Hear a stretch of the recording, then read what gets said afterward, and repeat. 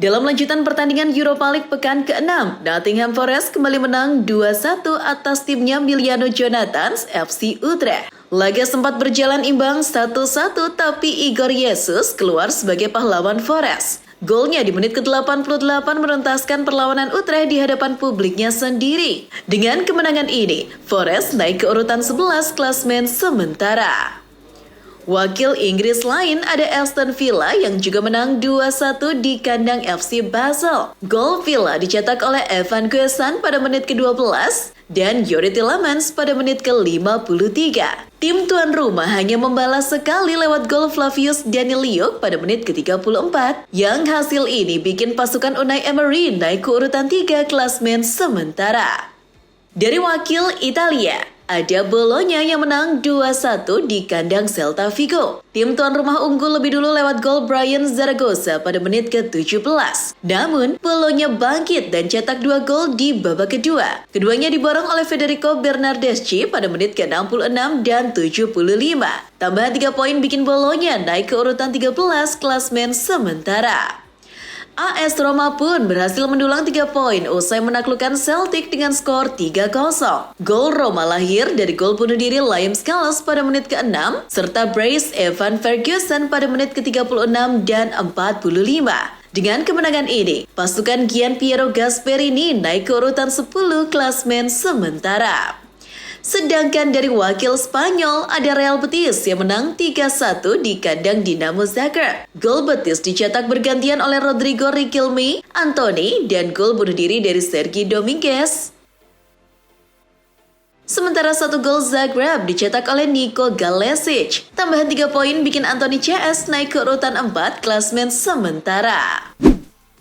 Masih dari Spanyol, Real Madrid yang kemungkinan akan ditinggal oleh Vinicius Junior dan Rodrigo mulai mencari pemain sayap potensial sebagai pengganti. Melihat kesuksesan merekrut pemain Inggris macam Jude Bellingham dan Trent Alexander-Arnold, Madrid kabarnya ingin menambah 1 nama lagi dari Inggris. Dilansir Defensa Central, dia adalah Bukayo Saka. Pemain Arsenal ini dinilai memiliki kaki kiri yang berbahaya. Ia punya insting mencetak gol dan visi bermain yang bagus. Namun, tampaknya agak sulit merekrut Saka karena ia adalah aset berharga Arsenal. Selain Saka, Madrid juga memasukkan nama Kenan Yildiz dan Luis Diaz sebagai pemain sayap incaran. Kabar mengejutkan datang dari legenda Barcelona, Thiago Alcantara. Barça Blaugranas melaporkan kalau Thiago mendapatkan tawaran untuk jadi pelatih kepala di klub Spanyol lain, Levante. Menurut laporan, Levante memecat manajer Julian Calero pada awal bulan setelah serangkaian hasil buruk dan sekarang sedang mencari pengganti. Mereka melihat Thiago sebagai kandidat potensial. Pelatih muda tapi sudah paham soal dinamika La Liga. Thiago pun dihubungi oleh Levante. Namun, menurut kabar yang ada, ex-pemain Liverpool itu menolak kesempatan ini. Thiago Alcantara masih ingin menyerap banyak ilmu dengan bekerja sebagai asisten Hansi Flick di Barcelona. Masih dari Spanyol, kali ini ada update dari kasus penyuapan wasit Negreira. Dilansir Football Espada, beberapa pelatih akan dipanggil untuk memberikan keterangan demi membantu penyelidikan. Kabarnya, Luis Enrique jadi yang dipanggil pertama. Sang pelatih diketahui berstatus sebagai pelatih Barcelona selama periode kasus. Selain Enrique, Ernesto Valverde pun akan dipanggil juga untuk memberikan keterangan. Pihak penuntut akan memberikan beberapa pernyataan kunci dan mereka akan berstatus sebagai saksi. Dari Spanyol kita bergeser ke Italia. Sejarah tercipta ketika Jamie Vardy dianugerahi penghargaan pemain terbaik Serie A edisi bulan November. Dilansir FotMob, Vardy jadi pemain Inggris pertama yang memenangkan penghargaan ini sejak diperkenalkan pada tahun 2019. Pemenang penghargaan ditentukan oleh kombinasi suara penggemar dan data statistik. Dia mengalahkan Mike Maignan dari AC Milan, Lautaro Martinez dari Inter, David Neres dari Napoli, Leo Ostigard dari Genoa, dan Nicolo Zaniolo dari Udinese untuk memperebutkan penghargaan tersebut. AC Milan yang sedang mencari striker baru guna menggantikan Santiago Gimenez telah dihubungi oleh perwakilan Mauro Icardi. Dilansir Sempre Inter, Milan ditawari kesempatan untuk merekrut striker asal Argentina itu. Icardi sendiri telah kehilangan tempatnya di lini depan Galatasaray setelah kedatangan Victor Osimhen. Kini, sang pemain terbuka untuk kembali ke Serie A demi mendapatkan menit bermain yang cukup. Secara potensi, Icardi tak diragukan lagi. Namun, sejarah yang mencatat kalau Icardi pernah berseragam Inter Milan akan membuat Rossoneri pikir dua kali. Selain Milan, Lazio juga sedang mencari pemain depan baru musim dingin mendatang. Dilansir Football Italia, Lazio bergabung dengan AS Roma dalam antrian untuk membawa pulang Giacomo Raspadori. Menurut laporan, Raspadori tak mendapat banyak menit bermain di Atletico Madrid dan Lazio akan menjadi opsi menarik bagi sang pemain. Namun, Lazio hanya bisa mendatangkan Raspadori setelah memenuhi dua syarat, yakni menjual Tati Castellanos dan menjamin soal gaji sang pemain. Demi memenuhi harga, menit bermain, dan gaji Raspadori, maka Lazio harus menjual beberapa pemain terlebih dahulu. Italia sudah kini kembali ke Inggris untuk membahas rumor transfer Rodrigo ke Manchester City. Menurut cuitan Fabrizio Romano, Pep Guardiola dikonfirmasi telah berkomunikasi langsung dengan sang pemain. Itu dilakukan saat Manchester City menghadapi Real Madrid kemarin. Pep menyampaikan banyak pujian dan kekagumannya kepada Rodrigo. Komunikasi singkat ini kabarnya jadi awal operasi City untuk mendekati pemain sayap asal Brazil itu. Bek kanan Bayern Munchen, Sacha Boey, kabarnya sudah meminta klub untuk melepasnya pada Januari nanti. Kabarnya, permintaan ini muncul setelah Boey mengantongi minat dari beberapa klub, terutama dari Inggris. Menurut cuitan Fabrizio Romano, Crystal Palace jadi salah satu tim yang telah menunjukkan minatnya pada Boey. Mereka ingin mendatangkan Boey dengan alasan untuk menjadi suksesor Daniel Munoz yang diprediksi akan hengkang dalam waktu dekat. Bukan cuma Crystal Palace yang mengincar bek kanan, West Ham United pun demikian. Tak main-main, lepapan bawah Liga Inggris ini kabarnya sudah menghubungi perwakilan bek kanan Inter Milan, Denzel Dumfries. Dilansir Football Italia, West Ham sangat mengagumi pemain Belanda itu. Apalagi Dumfries telah memilih Ali Barat sebagai agen barunya yang memicu spekulasi tentang kemungkinan kepindahannya ke Inggris. Namun jika yang datang West Ham, Dumfries tak terlalu tertarik. Jika harus pindah ke Inggris, tim-tim papan atas adalah destinasi sang pemain. Jika tak ada tawaran dari klub papan atas, Dumfries lebih pilih stay di Inter. Ada kabar mengejutkan datang dari sepak bola Finlandia. Klub Liga Finlandia FC HK telah dipastikan degradasi dari kasta tertinggi. Ini jadi kali pertama mereka turun kasta setelah 14 tahun lamanya berkompetisi di kasta tertinggi. FC HK adalah termasuk klub raksasa di Finlandia. Mereka mengantongi 9 gelar Liga Finlandia. Jadi bukan klub mediocre juga. Maka dari itu, seperti yang dilaporkan The Sun, musibah degradasi ini membuat para fans murka. Tak lama setelah degradasi, 3 orang remaja berusia sekitar 15 tahun membakar stadion FC HK. Kobaran api dengan cepat melahap salah satu tribun stadion Victory Field. Kabarnya, kepolisian sudah bergerak cepat untuk menangkap remaja-remaja nekat tersebut. Bergeser ke kabar internasional, ada fakta baru yang terungkap di balik hilangnya nama Vincent Aboubakar dari skuad Kamerun di Piala Afrika 2025. Dilansir News 18, salah satu alasan mengapa Samuel Eto'o tidak memanggil Vincent Aboubakar ke skuad Kamerun untuk AFCON 2025 adalah alasan yang konyol. Konon, Eto'o tidak ingin catatan rekor golnya di tim nasional dilewati oleh Aboubakar. Kini, Aboubakar mencetak 45 gol dari 110 laga. Sedangkan Eto'o 56 gol dari 118 laga bersama Kamerun. Ini adalah alasan yang kontroversial sekaligus kekanak-kanakan dari Eto'o. Dari dalam negeri, kontroversi juga terjadi. Kali ini melibatkan tangan kanan Erick Thohir, Arya Sinulinga, dan Kapten Timnas Indonesia Asnawi Mangkualam. Dilansir bola.com, baru-baru ini Arya Sinulinga mengeluarkan pernyataan kontroversial dalam sebuah siniar. Arya menyebut ada masalah internal saat Timnas Indonesia dijamu Cina di kualifikasi Piala Dunia 2026.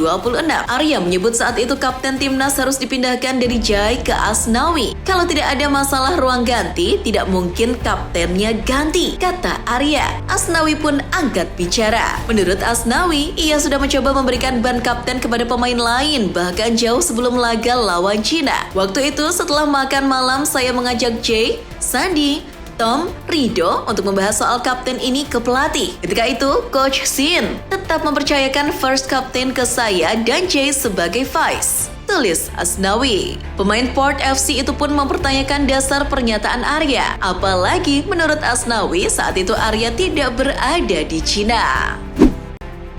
Tottenham kabarnya siap membiarkan Yves Bissouma pergi pada Januari mendatang. Bissouma menghadapi tindakan disiplin dari Spurs setelah muncul rekaman yang diduga memperlihatkan dirinya menghirup gas tertawa untuk kedua kalinya dalam 2 musim berturut-turut. Dilansir Talksport, Galatasaray jadi yang terdepan untuk menampung sang pemain. Gala sudah tertarik pada Bissouma sejak musim panas lalu, namun gagal merampungkan kesepakatan. Dan kini klub Turki itu akan mencoba lagi.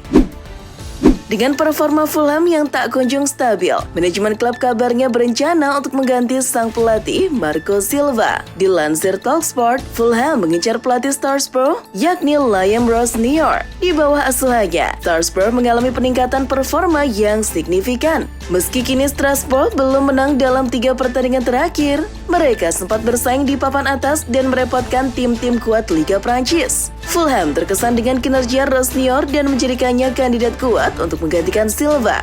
Namun prosesnya tak akan mudah karena Blue Cow akan sekuat tenaga mempertahankan Liam Rosenior.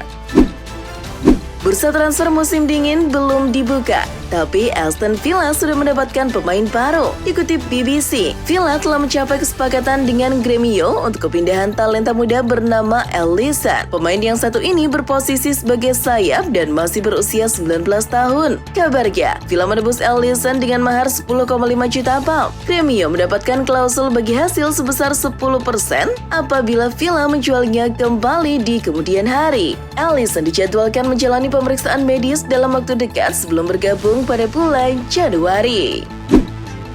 Bergeser ke Italia, ada AC Milan yang kabarnya harus bersaing dengan Chelsea untuk mendapatkan pemain sayap AS Trentin, Sani Sulaiman. Dilansir OneFootball, rekan satu tim dari Marcelino Ferdinand ini adalah salah satu pemain muda paling populer di Eropa dan minat terhadapnya terus meningkat. Para pencari bakat dari Milan dan Chelsea kembali hadir di tribun untuk pertandingan terakhir AS Trentin melawan Prešov di Liga Utama Slovakia kemarin. Kabarnya, Sulaiman masih terikat kontrak hingga 2026 dengan opsi perpanjangan 2 tahun. Tapi, ada klausul ia bisa hengkang pada Januari nanti apabila ada klub dari 5 liga top Eropa yang menawarnya.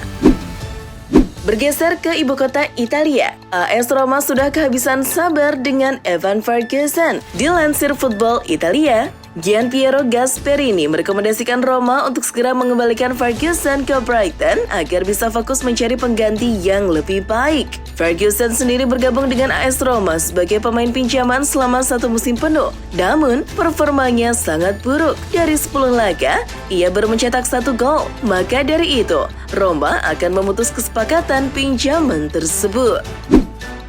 Mendengar Ronald Araujo yang langsung terbang ke Israel untuk menjalani wisata rohani, para pemain Barcelona ramai-ramai memberi dukungan. Dikutip dari Football Espada, salah satu yang paling awal memberikan dukungan adalah Pedri. Ini bukan masalah yang mudah. Saya memberinya semua dukungan di dunia. Saya sudah membicarakan dengannya secara pribadi. Dia adalah bagian dari keluarga. Kami sangat menyayanginya dan kami membutuhkannya, baik di dalam maupun di luar lapangan, kata Pedri. Ia berharap yang terbaik untuk salah satu kawannya itu.